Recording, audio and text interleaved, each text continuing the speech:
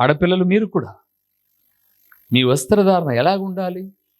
ఇంట్లో పురుషులు ఉన్నారు, లేకపోతే ఎవరో వచ్చారు, ఇమీడియట్గా గదిలోకి వెళ్ళి మంచి వస్త్రాలు వేసుకునండి. ఇదేంటండి టైట్గా ప్యాంటు వేసుకొని, తప్పుగా అనుకోమాకండి పురుగులారా, టైట్గా ప్యాంట్లు వేసుకొని ఆ టైట్ ప్యాంట్లలో లోపల ఎంతవరకు అయితే డ్రాయర్ వేసుకున్నారో ఆ ఆకృతి కూడా కనిపించే రీతిగా కూర్చున్నవాడు కుటుంబ సభ్యుడు కావచ్చు, బంధువు కావచ్చు, పాపపు ఆలోచనలు పుట్టిస్తున్నది ఎవరు? ఇది ఎవరు చేస్తే బాగుంటుందంటే అన్యుడు చేస్తే బాగుంటుందంట. దేవుని పిల్లలు బీ కేర్ఫుల్ అన్నాడు. చాలా జాగ్రత్త. నేను అడిగిన మందిరానికి వచ్చాను అంటే ఎప్పుడు మధ్యాహ్నం 3 గంటలకు వచ్చాను. ఇక్కడ ఒక ఫ్యాన్ ట్రబుల్ ఇచ్చింది. ఎందుకు ట్రబుల్ ఇచ్చిందంటే ఫ్యాన్ కాలిపోలా. ఫ్యాన్ కనెక్ట్ చేసినటువంటి కరెంటు వైరు ఆ పైపుకు అర్త్ ఎట్లయిందో మరి తెలియదు, భేడు మళ్ళీ కాలిపోయింది. చాలా సమస్య వచ్చింది. నేను మా బాబు కూర్చొని అవన్నీ ఇప్పి మళ్ళీ మెకానిక్ని పిలిపించేసి ఏవేవో పనులన్నీ చేస్తూ ఉన్నాం. లుంగి మీద ఉన్నాను అంతే. ఈలోపు ఆడబిడ్డలు క్లీన్ చేయడానికి వచ్చారు. ఇమ్మీడియట్గా వెళ్ళిపోయానండి. నేను లుంగి పైకి కట్టుకొని అసలుకు నేను ఆడబిడ్డల మీద నేనుండడం ఏంటి, ఇమీడియట్గా వెళ్ళిపోయి ఇంటికి వెళ్ళిపోయేసి ప్యాంట్ వేసుకొని వచ్చాను. నేను మనము చిన్నదిలే ఏముందులే అని అనుకుంటాం, కానీ అపవాది చిన్న దాంట్లో నుంచే ఏదైనా మీరు చూడండి, ఇంటి మీద ఒక రావి చెట్టు ఎక్కడైనా మొలిస్తే స్లాబ్లో ఎంతది మొలుస్తుంది? ఫస్ట్ చిన్నదే. కొద్ది దినాలకు స్లాబ్ను పడేసుకుంటూ వస్తుంది చూడండి. దేవుడు అన్నాడు, పోకిరి చేష్టలు చెప్పండి చాలు. బిడ్డలారా, జ్ఞాపకం చేస్తున్నాను, సమాజాన్ని చూసి నేర్చుకోమాకండి. సమాజాన్ని చూడొద్దు, బ్రతుకు నేర్పే గ్రంథాన్ని చూడండి. ఇవి అన్యులు చేస్తారు అని బైబిల్ అనింది. మనం వేసుకునే వస్త్రాలు చాలా సిస్టమేటిక్గా ఉండాలి. ఎవరికి అవకాశం మనల్ని చూడగానే చెప్పాలి, వీళ్ళు దేవుని బిడ్డలు అయి ఉంటారు. పోకిరి చేస్తారు. రెండవది చదవండి, చదివి వెంటనే తలలేపాలి. రెండవది ఏ ఆశలు? వేరే వాళ్ళవి మనకెప్పుడు వద్దు, మనకున్నవి మనకు చాలు. ఒకవేళ ప్రభు అలాంటిది మనకు కావాలనిపిస్తే ఇస్తాడు ప్రార్థన చేస్తే. ప్రభు అలాంటి బైక్ ఉంటే బాగుంటుంది, ఇలాంటి ఫోన్ ఉంటే బాగుంటుంది, ఇలాంటి ఇల్లు ఉంటే బాగుంటుంది, ఇలాంటి ఫర్నిచర్ ఉంటే బాగుంటుంది, వాటెవర్ నీకు ఏది కావాలనో దేవుణ్ణి అడుగు. కానీ వాళ్ళది నాకు కావాలి అని అనుకోకూడదు. మేము కారులో వెళ్తూ ఉన్నాం, నేను మా చిన్నోడు. ఒక గొర్రె పిల్ల రోడ్డు మీద పరిగెత్తబోతుంది. కాపరు లేడాడ, కాపరు లేడు. ఆయన ఏడో దూరం నుంచి వస్తూ ఉన్నాడు. నాకు అర్థమవుతుంది, వీడు ఆ కాపర్ని చూలే, నాన్న గొర్రె పిల్లని లోపలిద్దామా, రేపు ఫస్ట్ కుదరమవుతుంది అంట. నేనన్నా మీ నాయన కొరుక్కున్నాడు దాని ఏమన్నా, అది చిన్నపిల్ల, అది కూడా చిన్నపిల్ల అండి, పెద్దది కాదు. నేను అన్నాను, రే బాబు ఇలాంటి తప్పేముంది, అందుకే నేను ఫస్ట్ నా దగ్గర నుంచే వస్తున్నా. నాయన నీకు ఇలాంటి ఆలోచన ఎప్పుడు తెచ్చుకోవాకు. నీకు మటన్ తినాలనుందా, దేవుడు ఇచ్చారా 10 రూపాయలు, నువ్వు కేజీ తింటావా 2 కేజీలు తింటావా చెప్పు, తీసుకొచ్చిస్తా. ఇలాంటి నేను ఊరికే కూడా ఇలాంటి ఆలోచన తీసుకోవాక ఎప్పుడు అన్నాను. వెంటనే అన్నాడు, సారీ నాన్న, ఇంకెప్పుడు ఇట్లా అన్నాను నేను. తమాషగా కూడా అనద్దు నాయన, అది మనది కాదు. నువ్వు దోచుకోవడం నీకు తేలికే, పోగొట్టుకున్నావానికి బాధ. ఎంత కష్టపడతాడు దానికోసం, ఎంతో కష్టపడి దానికి ఆహారం పెట్టి అది కానుపోయినప్పుడు నడక నేర్చుకునేంత వరకు మెడ మీద పిల్లని వేసుకొని ఆ తల్లిని వెనకంబడుతూ తిప్పుకుంటూ దానికి ఆహారం తినిపించినటువంటి ఆ తండ్రి బాధపడుతుంటే నువ్వు సంతోషపడ్డం దేవుడు సంతోషిస్తాడా? నెవర్. ఈరోజు ఎన్నో కుటుంబాలు బాధపడుతుంటే నీ వల్ల నువ్వు సంతోషించేది ప్రభు మెచ్చుకుంటాడు అనుకుంటున్నావా? నువ్వు ఎలాగ మెచ్చుకుంటాడు నువ్వు చెప్పు. నీ పిల్లలు బాధపడుతూ ఉంటే నువ్వు పక్కింటి పిల్లలకు పెట్టగలవా నువ్వేమైనా? అందుకే దేవుడు ఇవి అన్యుల స్వభావాలు, దురాశలు. ఎప్పుడు నేను ఇదివరకండి దేవుని నమ్మి ఎప్పుడైతే ఆయన అడుగు జాడల్లోకి వచ్చానో, కొంతమంది ఫోన్ అట్లా నా ప్రక్కన కూర్చొని మర్చిపోయి వెళ్ళిపోతారు. అప్పుడు నా పని కూడా అయిపోయి ఉంటుంది, ఇంక వెళ్ళిపోవచ్చు. నేను ఆ ఫోన్ తీసి అక్కడే కూర్చుంటా కొంత సమయం. వాళ్ళు వేరే నెంబర్తో చేస్తారన్న ఫోన్ మర్చిపోయాం బ్రదర్ ఇక్కడ ఉంది, నేను వెళ్ళిపోతాను. చిన్న ఉదాహరణ, నేను వెళ్ళిపోతాను, నా పక్కన కూడా వచ్చి కూర్చుంటాడు, ఆ ఫోన్ తీసుకుంటాడు. కానీ ముందు నా ప్రక్కలో కూర్చున్న వాడికి దొంగ ఎవరు? నేనే. అందుకే నేను అక్కడే కూర్చుంటా ఒక 5 నిమిషాలు. లేదు నేను అర్జెంటుగా వెళ్ళాలన్నా ఫోన్ పట్టుకొని వెళ్ళిపోతాడు. రింగ్ చేస్తాడు కదా, బాబు నీ ఫోన్ నా దగ్గర ఉంది, నువ్వు అక్కడ మర్చిపోయావు, నేను పలాని చోట. అలాగే ఇచ్చానండి చాలా పర్యాయములు. దురాశ, మనం చదువుకున్నాం పాఠ్య పుస్తకాలు, దురాశ ఏం తెచ్చేదంట? దుఃఖాన్ని తెచ్చిపెడుతుంది. ఎవడో బాగుండకూడదు, నేను బాగుండాలని కోరుకోకూడదు. మనిషి సంఘజీవి కాబట్టి మన చుట్టూ ఉన్న వాళ్ళు బాగుండాలి, వాళ్ళల్లో నేను ఉండాలి. అది అండి దేవుని కోరిక. ఇవి అన్యులవి అన్నాడు. దురాశ. తర్వాత గట్టిగా చదవండి, ఏ పానం ఇది? దేవుని బిడలారా, ఈరోజు ఎందుకో దేవుడు మాట్లాడుతున్నాడు. ఆ పాపపు పనుల్లో నుంచి మీరు బయటికి రండి, చాలు మీకు. ఇంకా అది దేవుని నమ్మిన వాళ్ళకి కాదు. అందుకే నేను చివరి లైన్ చదివించాను. ఇంతవరకు నడుచుకొనిన అన్యుల ఇష్టము నెరవేర్చుచుండటకు గడిచిపోయిన కాలమే చాలు, వద్దు, ఇంకా కొడతాడు దేవుడు. ఇలాగెప్పుడు చెప్పలేదేమో ప్రభు, ప్రత్యేకించి రాత్రి అంతా నిద్ర లేకుండా చెప్పాడు. ఈ ప్రసంగించు నాయన, చివరి దినాల్లో ఉన్నాం, ప్రసంగించు, రానున్న దినాలు దీవెనకరంగా ఉండాలి అంటే నేను అన్నాను, ప్రభువా ఇట్టడి ప్రసంగాలు నేను చాలా చేశాను ప్రభువా, చాలా చేశాను, నేను వినరు ప్రభువా అంటే, నీకెందుకురా భయ్, నేను చెప్పాను, నువ్వు చెప్పు. వినలేదు కదా, నేను చూసుకుంటా, నేను హ్యాండిల్ చేస్తా, నువ్వు చెప్పు. మద్యపానం దేవుని బిడ్డలది కాదు, విందులు తగినవి కావు. మా వాడు మందు తాగన్న బీరు తాగుతాడంట, ఇదేంది ఇది? మందు తాగడంట, మా వాడు బీరు తాగుతాడంట. ఏమ్మా పాపను ఇవ్వాలనుకునే మీ పిల్లోనికి ఏమన్నా అలవాట్లు ఉండంటే, ఏం అలవాట్లు లేవు పాస్టయ్య. అప్పుడప్పుడు మా వాడు రొంత కిల్లి వేసుకుంటాడు. కిల్లి ఏం అలవాట్లేమ్మా, దాందేముంది. మా అమ్మ కూడా మొన్నటిదాకా ఆకేసుకునేది. కిల్లి నేనంటే, కిల్లి కూడా ఎప్పుడు వేసుకోడు పాస్టయ్య, బీడి తాగేటప్పుడు మాత్రమే వేసుకుంటాడు. అట్టనా? అది కూడా ఏముందిలేమ్మా మానిపించు. బీడి కూడా ఎప్పుడూ తాగడు పాస్టయ్య, మందు తాగితేనే బీడి తాగుతాడు. ముందేమడిగింది ఆమె, ఏమన్నా అలవాట్లు ఉన్నాయంటే ఏమి లేవనే. ఇంకా వరుసగా అన్నీ చెప్పుకుంటుంటే పుట్టలో నుంచి సీమలు పెరిగినట్టు అన్ని పేలుతా వస్తున్నాయి. మావాడు మందు కూడా ఏం రెగ్యులర్గా తాగడు పాస్టయ్య, రెగ్యులర్గా తాగేవాడు కాదు మావాడు. ఫ్రెండ్స్ కలిసినప్పుడు, ఫ్రెండ్స్ కలిసింది ఎప్పుడు? పొద్దున్న లేచినప్పుడు ఈ దరిద్రులంతా వాకిలికనే చూపెట్టుకుంటారు, హచ్చుకు చూపెట్టుకునేటట్టు రారా పోదామని. అలాంటి కుటుంబాలు వర్ధిల్లుతాయా? దీవెనకరంగా ఉంటాయా? దేవుడు అన్నాడు మద్యపానము. తర్వాత ఏ పాటలట? చదవండి చదవండి, ఏ పాటలు? అల్లరితో కూడిన మనం అనుకుంటాం క్రిస్మస్ పాటలకు డ్యాన్స్ చేస్తే దేవుని పాటల్లే, అందులో తప్పేముంది అని అనుకుంటాం కదండి.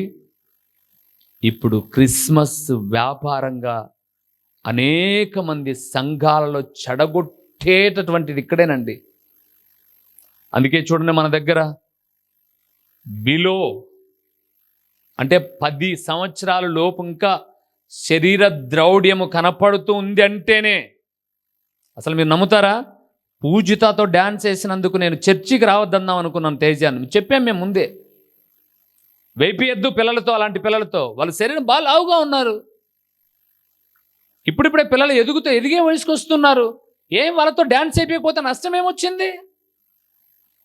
అలాంటి పిల్లలు ఎగురుతూ ఉంటే వాళ్ళ శరీర బిడ్డలను మల్లె పూల కన్నా లేకపోతే గులాబీ పూల కన్నా ముద్దుగా పెంచుకుంటారంటే తల్లిదండ్రులు, మీరు అంత ముద్దుగా పెంచుకున్న పిల్లలను స్టేజీల మీద అర్ధనగ్న డ్యాన్సుల మాదిరి టైట్ ప్యాంట్లు షర్ట్లు వేసి ఎగురుతూ ఉంటే కింద కూర్చున్నవాడు ఆస్వాదించేది ప్రభు వాక్యాన్ని పాటలను బట్టి కాదు. ఆలోచన చేయండి. ఏందబ్బా వాటికి పోతే డ్యాన్సులు ఉండవు పాటలు ఉండవంట. ఏం డ్యాన్సులు పాటలు పెట్టుకోనికి ఇది డ్యాన్స్ బేబీ డ్యాన్స్ షోనా? ఇది లేకపోతే వీధిలో జరిగేటటువంటి రికార్డ్ డ్యాన్సా? ఏదో పిల్లలు ఆడుకున్నారు, డ్యాన్స్ వేశారంటే చూడు వాడికి నడిచేదే సరిగ్గా రాదు, మొన్నటిదాకా మా ముందు ఉన్నాడు, అలాంటోడు చర్చికి వచ్చాడు, ఇలాగ ఎగిరింది అమ్మాయి అంటే పసిబిడ్డలంటే ఆనందంగా ఉంది. కానీ అండి, ఎదిగిన పిల్లలు ప్రియులారా, ఎదిగిన పిల్లల వేదిక మీద మొన్న ఒక రోజు ఊరికి వెళ్తే, అదే సెమీ క్రిస్మస్ అని చెప్పేసి వెళ్తే ట్రెండ్ ఎంతవరకు వెళ్ళిపోయింది తెలుసా? యూత్ డాన్సులు వేశారు, ఎగిరి ఎగిరి గంతులు వేసి ఎప్పుడు బయటికి వెళ్ళిపోదామంటే వాక్యం చెప్పాలి నేను. అంతటితో కాక అమ్మలు కూడానండి. వెంటనే బ్లక్కి చెప్పాను, బాబు ఇది షూట్ చేయరా, మన సంఘంలో చూపిద్దాం ఒకసారి అని. కరెంట్ లేదు మీకు చూపిద్దామంటే ఏం చేయాలా? పెద్దోళ్ళండి, పెళ్ళిళ్ళు అయ్యి పిల్లలు కన్నోళ్ళు వాళ్ళు కూడా డ్యాన్సులు వేస్తున్నారు. ప్రియులారా, ఎంత మారిపోయిందండి. మనమేమనుకుంటాం, దేవుని పాటకు వేశారు డ్యాన్స్. దేవుని పాటకు ఎవరు వేయాలండి? ఎవరు వేయాలా? ఎవరు వేయకూడదు? వయసు ఏంటి? శరీరంలో ఉన్నటువంటి అవయవ డ్యాన్స్ వేస్తున్నప్పుడు మనం చూస్తున్నాం. ఏమేమన్నా సినిమా షూటింగ్ అనుకున్నావా? 2 నిమిషాలకు ఒకసారి కట్, టేకప్ అన్నీకి ఒక 8 నిమిషాలు 9 నిమిషాలు డ్యాన్స్ పాట వేస్తే ఇంతసేపుకి ఒక కట్టు చెప్పేవాళ్ళు లేరు, ఏం చెప్పేవాళ్ళు లేరు. అల్లరితో కూడిన ఆట పాటలు. ఈరోజు చాలా చర్చిలో గొడవలు కూడా అవుతున్నాయి తెలుసా మీకు? మేము చర్చిలో సందా కట్టడంలా, మా పిల్లల్ని పెట్టలేదే డ్యాన్సులో, మా పిల్లలు పెట్టలేదు డ్యాన్సులో, మా పిల్లలు పెట్టకపోతే మేము రాంపా చర్చికి. ఎదిగిన పిల్లలండి, ఎంత దుర్మార్గం. దేవుడు అన్నాడు, ఇవి అన్యుల ఇష్టాలు. ఎక్కడైనా ఉందండి బైబిల్లో ఇలాంటి సంస్కృతి? బైబిల్లో కాదులేండి, ఒక 30 సంవత్సరాలు వెనక్కి వెళ్దాం. ఇప్పుడు దాకా ఒక 30 సంవత్సరాలు వెనక్కి వెళ్దాం. ఉన్నిందండి సంఘంలో ఇలాంటి సంస్కృతి. ఎంత దిగజారిపోతుంది సమాజం. అల్లరితో కూడిన ఆట పాటలు. తర్వాత ఏ విందులు? చెప్పండి, ఏ విందులు? త్రాగుబోతుల విందులు. 4 మగోళ్ళు ఇంట్లో కూర్చొని తాగుతుంటే సప్లై భారీ చేయాలి. ఏమేయో అయిందా చికెన్ పకోడా? 4 కూర్చొని తాగుతుంటే వాళ్ళ మధ్యలోనికి ఈమె క్యాబరీ డాన్సరా ఏమన్నా? మీరు లేరులేండి, మీరు నిజంగా నా బిడ్డలు మిమ్మల్ని ధన్యులు. ఎవరి ఇండ్లల్లోనైనా ఇలాంటి పాపపు కార్యాలు ఉంటే దేవుని చేత మీరు దెబ్బతింటారు ప్రియులారా. అసలు తాగుడుపోతని మీ ఇంటికి పిలుచుకొచ్చి భోజనం పెట్టమన్నా కూడా పెట్టకూడదు. మీరు అంత నీతిగా బ్రతకాలి. తాగుడుపోతని ఇంటికి పిలుచుకొచ్చి వానికి అన్నం పెట్టు అన్నా కూడా వాని చూపులు ఎట్టుంటాయి చెప్పండి? ఎట్టుంటాయి? నీతిగా ఉంటాయండి? తాగినవాడు పొరుగువాని భార్యనా లేకపోతే తోడబుట్టిన వాని భార్య చూస్తాడా? వాని చూపులు ఎలాగుంటాయి? వాడికేంది మీరు అన్నం పెట్టేది? తంత నువ్వు బయటికి పోముందని చెప్పండి. సూట్కేసి సర్దుకొని ఇంటికి వెళ్ళిపోండి. అన్న చెప్తేనే వస్తామనండి. నా కాడికి వచ్చినాక ఈయనకి చెప్తా ఎందుకు, ఏం కారణమో. ఎవడో ఒకడు తాగింటికి వస్తే అది పండగే కావచ్చు, కార్యమే కావచ్చు, తాగుడుపోతానికి మీరు భోజనం పెట్టేవాళ్ళ? తాగినోనికి మీరు అన్నం పెడితే పుణ్యం వస్తుందా? పుణ్యం వస్తుందండి తాగినోనికి అన్నం పెడితే? ఎవరన్నారండి? సరేలేండి, బైబిల్ పక్కన పెడదాం, మూచి పక్కన పెడదాం. ఇది ఎంతవరకు నీతో మీరు చెప్పండి. బైబిల్ వద్దు. తాగుడుపోతానికి భూ పెడితే పుణ్యం వస్తుందని మీరు చెప్పండి. ఎంతవరకు నీతో? నీతి అండి? వాడు ముక్కను ఆ ప్లేట్లో ముక్కేసినప్పుడు ఎదురుగా నువ్వు వడ్డించిన ఉన్నావు ఎదురుగా, వాడు తింటూ సూపర్గా ఉంది. ఎవరిని ఎదురుగా నిలబడిన నిన్నన్నాడా ముక్కనన్నాడా? ఎవనన్నాడని? సూపర్గా ఉంది అని అన్నాడు. బాగా చేసిన అల్లా మేము ఆయనని పిలిపించినాంలే, ఆయననన్నా పిలిపినలే. వాడు అనింది కరెక్ట్గా మాంసపు ముక్కనా లేకపోతే ఎదురుగా ఉన్నటువంటి స్త్రీనా? ఎట్లా? ఏం జ్ఞానం లేదా అండి మనకు? ఏమి నేర్చుకుంటున్నామండి మనం? మీకేమైనా నేను తప్పుడు ఏమైనా నేర్పిస్తున్నానా? ఒక దైవజనుడిగా తప్పుడు మార్గంలోనికి ఎవరైనా ప్రోత్సహిస్తున్నానా? దేవుని వాక్యం అంటుంది, త్రాగుబోతుల విందులు. విందు మన ఇంట్లో జరగాల్సిన అవసరం లే. అందుకే ఇప్పుడు ఫ్యాషన్ ఏమైపోయిందంటే మేము బయట తాగి వస్తాం, నువ్వు భోజనం రెడీ చేయి. ఇంటికి వచ్చినాక నువ్వేమో మంచి మనసుతో అన్నయ్యనే వడ్డిస్తున్నావు, చిన్నాయననే వడ్డిస్తావు, మామానే వడ్డిస్తావు. కానీ తాగినోళ్ళలో లోపల ఇంకొకడు ఎవడున్నాడు? సైతానుడు ఉన్నాడు. అవసరమా అండి? అలాంటోడు బంధువు కావచ్చు, రక్త సంబంధి కావచ్చు, తోడబుట్టిన వాళ్ళు కావచ్చు, మనకు ప్రియమైన వాళ్ళు కావచ్చు. అవసరమా అన్నం పెట్టడం? అన్నీ కరెక్ట్గా ఉంటేనే పాపపు ఆలోచనలు ఎన్నో వస్తుంటే పాపం చేసిన వానికి భోజనం పెట్టడం ఏం బుద్ధిమాలినతనం అండి? దానికి మళ్ళా పుణ్యం అనే ఒక పేరు, దానికి పండగ అనే ఒక పేరు. అవసరమా ఇవన్నీ? నన్ను అడిగితే నేను జ్ఞాపకం చేస్తాను, బైబిల్ ప్రకారంగా అయితే మాత్రం, నీతి కలిగిన దేవుని వాక్య ప్రకారంగా అయితే ఇప్పటిదాకా తెలియక మీరు చేశారేమో, ఈరోజు అవి చెప్పండి, ఈరోజు చాలమ్మా, ఇంకా వద్దు చేయమాకండి ప్రియులారా. ఇంకా ఇంకో మాట కూడా చెప్తాను మీకు. ఒకవేళ మా ఇంటికి సరేనా వాడు తాగి వచ్చినాడో తాగకుండా వచ్చినాడో మాకు తెలియదు, మా భర్త ఏం తాపలా, మరి అలాంటోనికి మేము అన్నం పెట్టాలనా వద్దా అని కూడా అంటే ఇంకొక మంచి మాట చెప్తాం మీకు, చాలా మంచి మాట. ఒక్కరిని పిలిచమాకండి, వాని వెంట వాని తోక ఉంటుంది. ఎవరు? భార్యని ఇద్దరిని పిలిచండి, పెట్టండి భోజనం. ఇద్దరిని పిలిచండి. భార్య చూపులు ఎప్పుడు భర్త మీదనే ఉంటాయి. ఎదురుగా స్త్రీ ఉన్నప్పుడు భార్య అబ్జర్వ్ చేస్తుంది, ఏం చూస్తున్నాడు నా భర్త. ఎందుకంటే వీని మెంటాలిటీ ఎవరికి తెలుసు? అది భార్యకు తెలుసు. కాబట్టి వీనికి సెగలు ఉన్నాయి, ఈ కొవ్వు బుద్ధులు ఉన్నాయి. ప్రేమతో మమ్మల్ని తల్లిదండ్రుల మాదిరో బిడ్డ మాదిరో ప్రేమించి అన్నం పెడుతున్నా కూడా వీని చూపులు వంకర చూపులే అని చెప్పేసి గిన్నె చూస్తేను అంటది భార్య. అదే వాడు లేదనుకోండి, సూపర్ అంటాడు. ఎవరినండి? ఏమో నాకు తెలియదు. దేని చికెన్ అన్నాడో, ముక్కనన్నాడో, ఎదురుగుని మిమ్మల్ని అన్నాడు, ఎవరికి తెలుసు? అందుకే దేవుడు అలనాడు మాలాంటి సేవకులను కూడా ఎక్కడికన్నా వెళ్ళేటప్పుడు ఇద్దరిద్దరుగా వెళ్ళండి రా అని చెప్పాడు. ఒక్కరు ఎప్పుడు ప్రార్థనకు రాకూడదు. మీరు ఒక్కరు రండి అని అంటారు. ఏమో నా మీద అంత అభిమానం అంటాను నేను ఒక్కరు రావడం ఏంటి అభిమానం? నా పిల్లలైతే ఏం చెప్పాలన్నా, మీరు వచ్చేటప్పుడు అక్కను పిలుచుకురా. కొంతమంది ఏమనరా, మీరు రాండిన్నా ప్రార్థన చేసిపోండి అంటే వాళ్ళ బాధ అంటే, ఎందుకబ్బా ఇద్దరం అనవసరంగా? ఒక కప్పు టీతో వెనకైతే పోతుంది, అది కూడా కరెక్ట్ కాదు. ప్రార్థనకు పిలిచారా? ఎలీషా వెంట ఎవరున్నారు? గెహజీ ఉన్నాడు. ఎలీషా వెంట ఎవరున్నారు? గెహజీ ఉన్నాడు. యేసుప్రభుల వారి వెంట ఎవరున్నారు? శిష్యులు ఉన్నారు. యూదా ఒక్కడే ఉన్నప్పుడు లోపలికి ఎవరు ప్రవేశించాడు? సాతానుడు ప్రవేశించాడు. తాగుబోతుల విందులు, చేయదగని 4వ అధ్యాయంలోనే ఉన్నాం. ఇంకా మనం ఇంకా 2 ఉన్నాయి 3 ఉన్నాయి చాలు అనేవి అప్పుడు అయిపోలే. సరేనా? చేయదగని విగ్రహ పూజలు మొదలైన వాటి యందు నడుచుకొనుచు అన్యుల ఇష్టము నెరవేర్చుచుండుటకు గతించిన కాలమే చాలు. తెలియజేశామన్నా వదిలేయండి, దేవుడు కూడా క్షమిస్తాడు. రానున్న దినాలు మీకు దీవెనకరంగా మలుస్తాడు. చాలు, వదిలేయండి.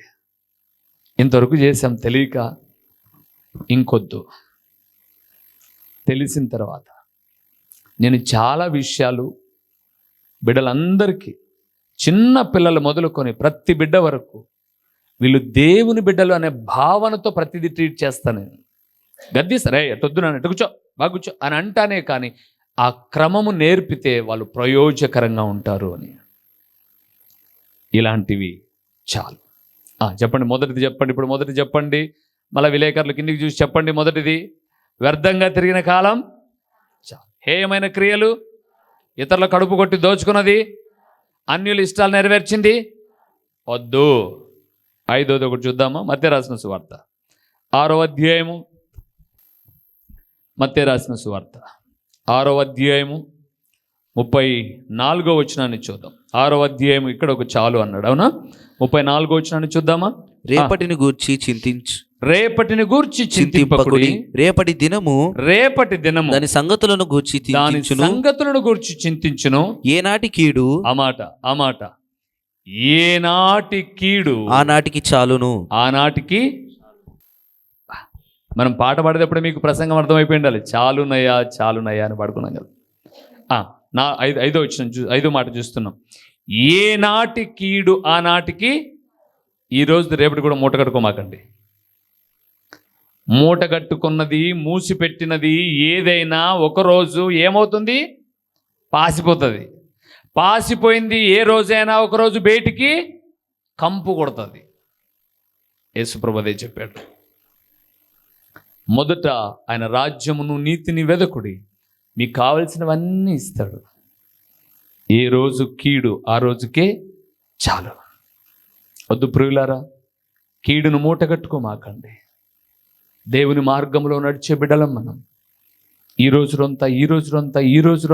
రోజులంతా మూట కట్టుకొని, మీకు తెలుసా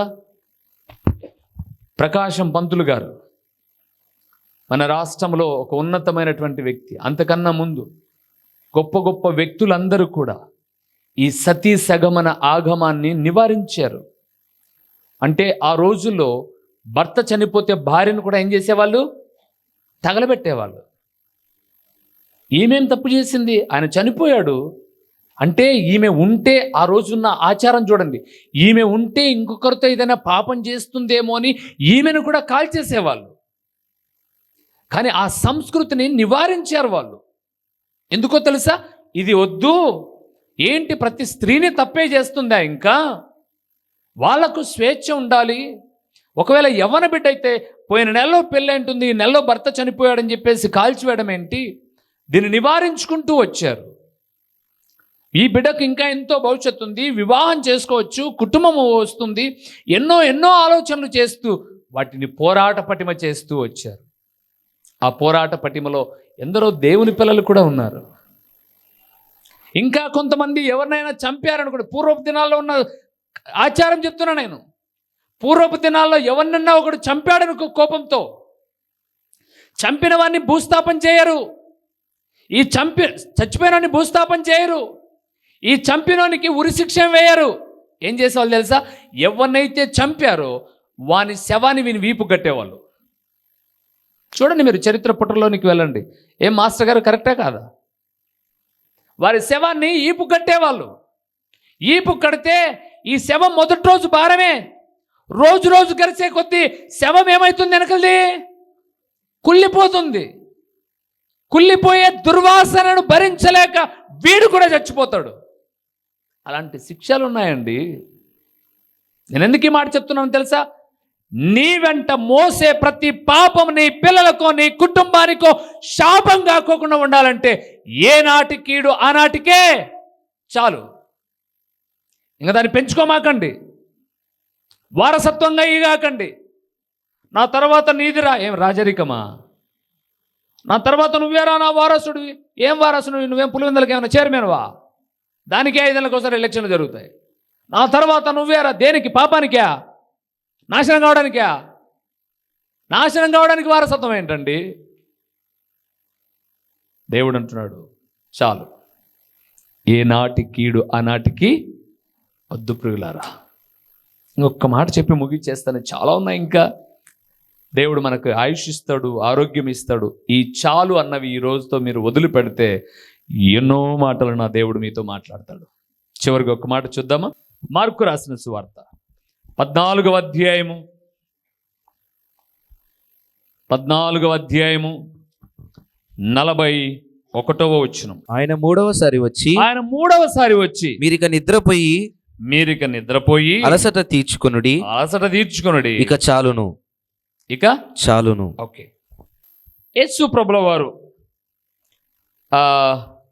ప్రతి రాత్రి ఆయన ఆ యొక్క తోటలోనికి వెళ్ళి ప్రార్థన చేసే అలవాటు కలిగిన వారు. నా ప్రియ ప్రభుల వారు ఒలీవ కొండ దగ్గరికి వెళ్ళి ఆ ప్రాంతంలో గెత్సెమనే అనబడిన ఒక తోటలో ప్రార్థనకు వెళ్ళేవాడు. ఆయన వెంట ఎప్పుడు ప్రియమైన శిష్యులకు 3 ఉండేవారు. యోహాను, యాకోబు, అలాగే పేతురు, వీళ్ళు 3. వీళ్ళతో చెప్పాడు, మీరు ఇక్కడ ప్రార్థన చేయండి, నేను అక్కడికి వెళ్ళి ప్రార్థన చేసుకుంటాను అన్నాడు. ఓ ప్రభువా, మేము కూడా ఇంకా ప్రార్థన చేస్తాం కానీ అన్నారు. కానీ ఆయన వచ్చేసరికి వీళ్ళు ఏం చేస్తున్నారు? నిద్రపోతున్నారు. మళ్ళా లేపిపోయాడు, మళ్ళా వచ్చాడు. మళ్ళా వచ్చేసరికి ఏం చేస్తున్నారు? మళ్ళా నిద్రపోతున్నారు. యేసుప్రభు అన్నాడు, రేయ్ నిద్రపోయింది, ఇంక చాలు. ఇక్కడ నేనేం మాట్లాడుతున్నానంటే, ఇంతవరకు నిన్ను, నీ బిడ్డలను, వారి చదువులను, ఆరోగ్యమును, ఆయుష్ను, పాఠశాలకు కాలేజీకి వెళ్తున్నప్పుడు భద్రతను, నీ కుటుంబ పోషణను, నిన్ను గౌరవప్రదమైన జీవితంతో నడిపిస్తూ వచ్చాడు. ఇంతవరకు ప్రార్థన లేకుండా మొద్దు నిద్రపోయింది, ఇంకా చాలు, మొదలుపెట్టేయండి. ప్రార్థనా జీవితాన్ని ప్రారంభించండి. ఎంతవరకు నిద్రపోయారు అంటే ఆత్మీయంగా నిద్రపోయారు, శారీరకంగా నిద్రపోవడం కాదు, ఆత్మీయంగా నిద్రపోయారు. దేవుడు అంటున్నాడు, ఇంతవరకు ప్రార్థన లేకుండా మొద్దు నిద్ర, ఆత్మీయ నిద్రపోయింది, చాలండి. ఇంకా మహిమా స్వరూపివైన మా ప్రియ పరలోకపు తండ్రి, మీ ఘనమైన నామమునకు స్తోత్రములు చెల్లిస్తూ ఉన్నాము నాయనా. ఈ మాటలు విన్న బిడ్డలు ఎప్పుడు వినే సందేశాలే అని అదే పాపపు ఊబిలో ఉండకోకుండా తమ జీవితాలు పరివర్తన చెంది మీ అడుగు జాడలలో పయనించడానికి కృపనివ్వండి. ఓ తండ్రి, ప్రకటించబడిన ఈ పరలోకపు సంగతులు వ్యర్థముగా పోకుండా సారవంతమైన నేలను పడిన విత్తనం వలె 30దంతలుగా 60దంతలుగా 100అంతలుగా ఫలింపచేసి మీ ఘననామానికి మహిమ ఘనత ప్రభావములు మీరు కలుగు చేసుకొనుమని ఎంతైనా నమ్మదగిన దేవుడవైన మీకు స్తుతులు చెల్లించుకుంటూ యేసు నామములో అడిగి పొందియున్నాము తండ్రి, ఆమేన్. ప్రభు ఘనమైన నామమునకు మహిమ కలుగునుగాక. మన ప్రభువును రక్షకుడునునైన యేసు క్రీస్తుల వారి యొక్క ప్రశస్తమైన నామములో అనుదినము వాక్య వీక్షకులుగా, సహకారులుగా ఉన్న తల్లి సమానులు, తండ్రి సమానులైన పెద్దలకు, అలాగే నన్ను గౌరవించి దేవుని వాక్యమును ప్రేమించే దైవజనులకు, సోదరీమణులందరికీ కూడా మన ప్రభు అయిన యేసు క్రీస్తు పేరట ఈ 2025వ సంవత్సరపు నూతన సంవత్సరపు శుభాకాంక్షలు మీకు తెలియచేయుచున్నాను. వందనములండి. దేవుని మహాకృపను బట్టి 2020వ సంవత్సరం ఒక 6 నెలలు ఈ టీవీ పరిచర్యను కొనసాగిద్దాం అని కొంత ధనాన్ని పోగు చేసుకుని పరిచర్యను ప్రారంభించాం. ప్రభు నమ్మదగిన వాడు. ఏదో ఒక రీతిగా తన బిడ్డలు గుప్పిలి విప్పుతూ ఈ 5 సంవత్సరాలు స్వార్థ కూడికల ద్వారా, టీవీ పరిచర్య ద్వారా దేవుని వాక్యం మీకు అందించడానికి సహాయం చేశాడు. ఈ 5 సంవత్సరాలలో కేవలం ఈ టీవీ పరిచర్య ద్వారా మాత్రమే 1800 పైబడిన సందేశాలు ప్రభు మీతో మాట్లాడాడు. ఇందులో నా గొప్పతనం ఏమి లేదండి. 1800 పైబడిన సందేశాలు మీ కుటుంబాలను దర్శించే. ఇక ముందుకు కూడా నేను అప్పుడే సందేశాలు కొన్నిటిని సిద్ధపరిచాను. సహాయము ప్రభువు చేయాలి. అందులో తన సహాయాన్ని, తన బిడ్డలను ప్రోత్సహించి గుప్పిలి విప్పుతూ ఉన్నప్పుడు నమ్మకమైన పరిచర్యలో వాటిని వెచ్చించి నశించిపోతున్న ఆత్మలను రక్షించడానికి, రక్షించబడిన ఆత్మలను ప్రభు రాకడకు సిద్ధపరచడానికి ప్రయత్నం చేస్తాం. ప్రియులారా, దయతో ప్రార్థించండి. మీ ప్రార్థన సహకారంలో జ్ఞాపకం చేసుకొనండి. వాక్యము కరువైపోతున్న దినాలలో కేవలము వాక్యము మాత్రమే 30 నిమిషాలు ప్రకటించడానికి ప్రభు సహాయం చేయలాగున రానున్న దినాలలో కూడా మరికొన్ని నూతనమైన విషయాలు ప్రభు మీతో మాట్లాడులాగున మీ ప్రార్థనలో జ్ఞాపకం చేసుకోనండి. మరొక్కసారి నన్ను అభిమానించి దేవుని వాక్యమును ప్రేమించే నా ప్రియులైన మీ అందరికీ ఈ సంవత్సరం దీవెనకరముగా, ఆశీర్వాదకరముగా ఉండాలని కోరుకుంటూ నిండు మనస్సుతో మీకు వందనములు తెలియచేయచ్చు మీ దైవజనుడు ఓ రూబేన్ గారు, పులివెందుల. మా చిరునామా దైవజనుడు బ్రదర్ ఓ రూబేన్ గారు, క్రీస్తు ప్రార్థనా మందిరం, డోర్ నెంబర్ 1-10-386, నగరిగుట్ట, పులివెందుల, కడప జిల్లా. మీ ప్రార్థనా అవసరాల కొరకై సెల్ నంబర్ 9989067409.